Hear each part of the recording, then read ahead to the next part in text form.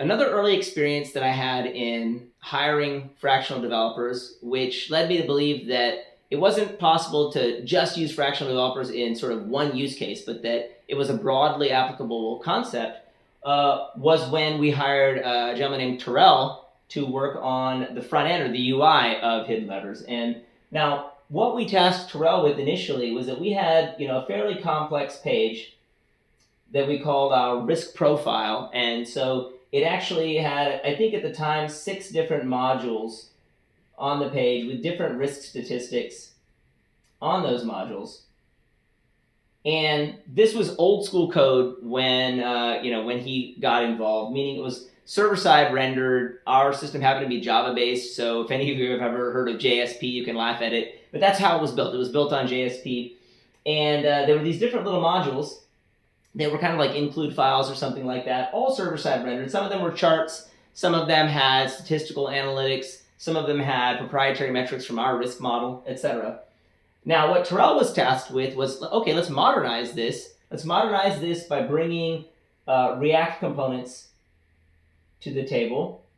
So he was supposed to turn these guys, each of these individual modules into React components and bring in an architecture that enabled a sort of iterative transition from our server-side rendered kind of old school site. Well, and it wasn't just server-side rendered. There was a lot of JavaScript, custom written JavaScript in jQuery in here. So I'll say that the old equaled JSP plus jQuery, and the new, because we were being iterative, we weren't ready to gut everything that we had. There was still going to be JSP involved. We weren't quite at the point of transitioning there, but it was going to be a migration to React. And so what Terrell was able to do was to architect a solution where he would be able to drop in individual React components. So not require us to sort of reinvent the wheel with everything, but create individual React components that would work both on the HTML, browser rendered version of the site, but support HTML and PDF rendering. So he needed to have these React components also work in our PDF rendering engine, which used headless Chrome to actually turn the HTML into PDFs. And so supporting both of those. And so he was able to just take this kind of high-level concept, this is what needs to get done, go in, investigate the existing code and infrastructure. Now, from a back-end perspective, we had other developers helping him in terms of providing, okay, this is all of the data that's going to flow into these components.